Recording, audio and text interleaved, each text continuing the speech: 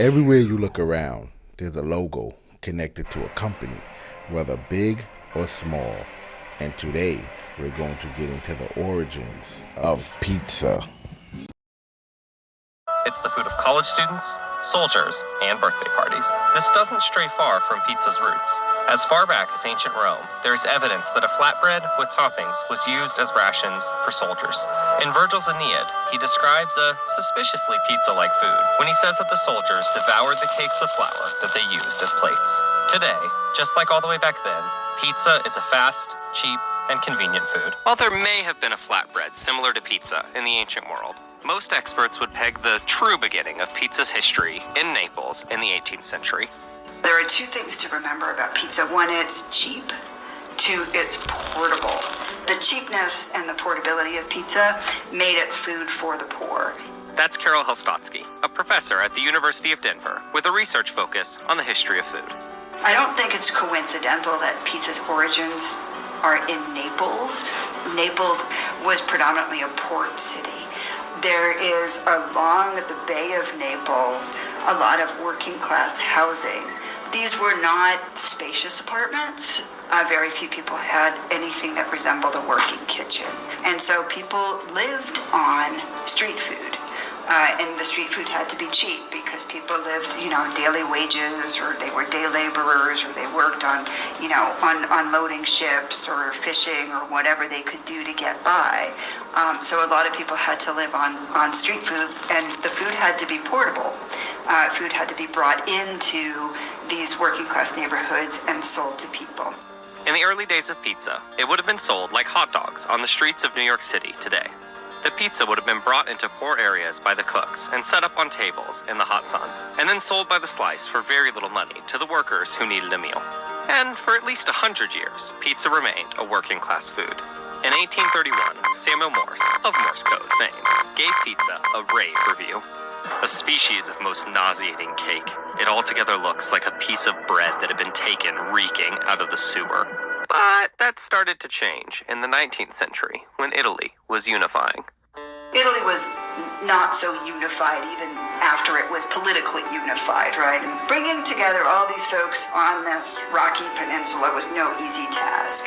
Queen Margherita is visiting Naples, and this is a big deal for someone from central Italy to go down to the city of Naples. And while they are there, she would like to try some characteristic food. She doesn't want to have food of the poor, I don't think. But in any case, as the myth goes, she wants to try this pizza. And so Raffaele Esposito, who's a famous pizza maker, creates these pizzas for her. He made the queen 3 pizzas.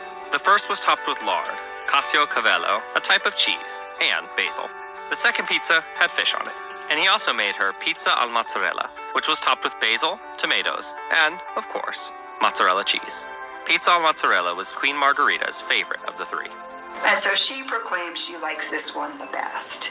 And then there is in pizzeria, there is a card saying, I have tried these pizzas, I proclaim them quite good. And so the pizza is then named after her. And it's this great story. It's also very patriotic because the white of the mozzarella, the red of the tomatoes, the green of the basil, these are the colors of the Italian flag, right? And that is the origin story of the pizza margherita. But as Italy unified, there weren't enough jobs for poor rural Italians, especially in the south of Italy, and opportunities began to open up around the world from burgeoning empires like America. Demand for manual labor around the 20th century, especially in factories, on plantations, on railroads, and in mines, pushed Italians to look elsewhere for, as they put it, work and bread. Because of these factors, record numbers of Italians left Italy from 1876 to 1915.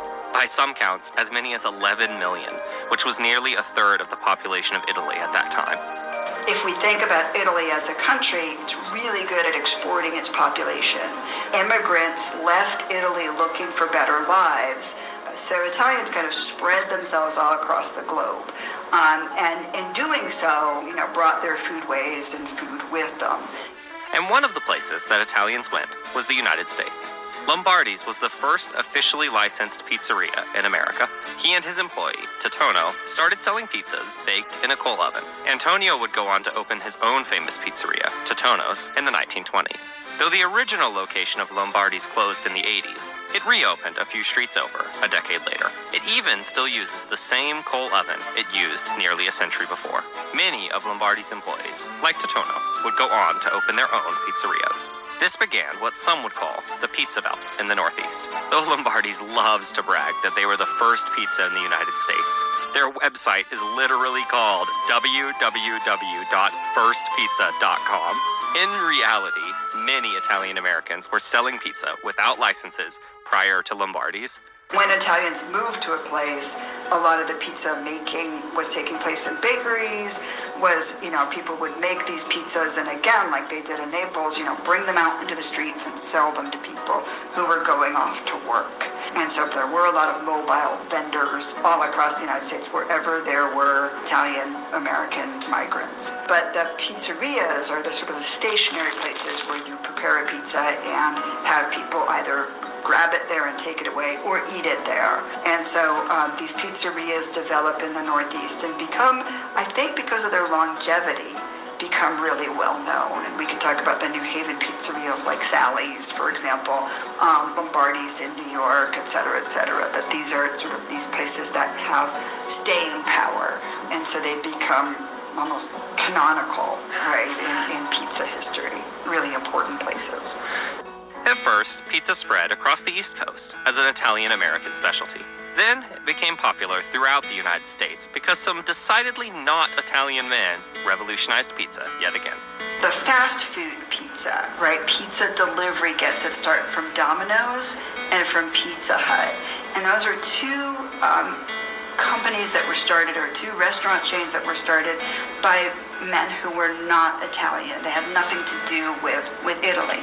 Both of them set up shop purposely close to universities and to military bases. And I found this fascinating, right? Because students and I guess soldiers who were stationed at military bases wanted something cheap, they wanted something portable, and they wanted something filling. Pizza fits all those categories. To some pizza purists, fast food pizza, like Domino's and Pizza Hut, is an abomination of safe, samey pizza, but its impact cannot be understated on pizza as a whole. After Pizza Hut was founded in Wichita, Kansas by Dan and Frank Carney, it grew quickly and spread pizza around the globe to unexpected places like Asia and the Middle East, using a technique known as globalization, where they would move into places that may have been averse to typical pizzas and would offer local variants with ingredients people would recognize to get them to try pizza for the very first time. Unlike McDonald's that would come into areas and shut down their local competition, Pizza Hut and Domino's usually didn't kill local pizzerias. Pizza delivery even accidentally invented a new kind of prank, ordering tons of pizza to the door of an unsuspecting friend or enemy.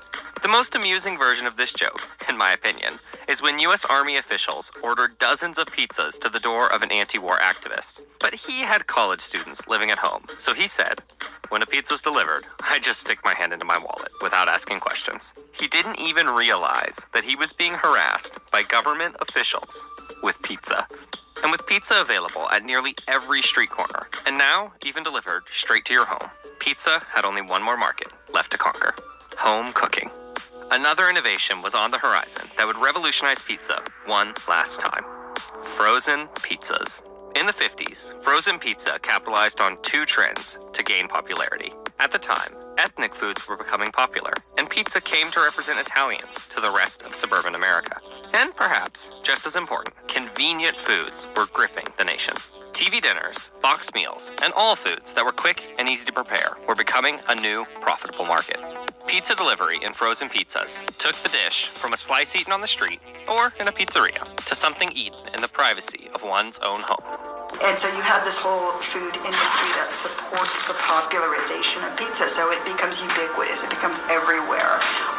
One could venture a guess that people just inevitably, right, the sort of the law of averages, will at some point consume pizza if it's everywhere and available in restaurants and available in grocery stores and on every street corner. Eventually, everyone, no matter how wealthy or poor, is going to get around to eating it. These new options of delivery or just picking up a pie frozen at the store exploded pizza into every corner of the US. As Carol Helstotsky put it, in 1945, few people understood what a pizza was. Within 2 decades, it was hard to avoid pizza. From Naples to New York, and from New York to the world, pizza has become a staple food for everyone, from the poor of southern Italy in the 1800s to nearly every college student in America today. Pizza is a part of almost everyone's daily diet, but few people think about the rich history of pizza. Whether it was made for the Queen of Italy at the turn of the 19th century or reheated in an oven to feed a family in the 50s, pizza will remain an important and iconic Italian dish for just about anyone at any time.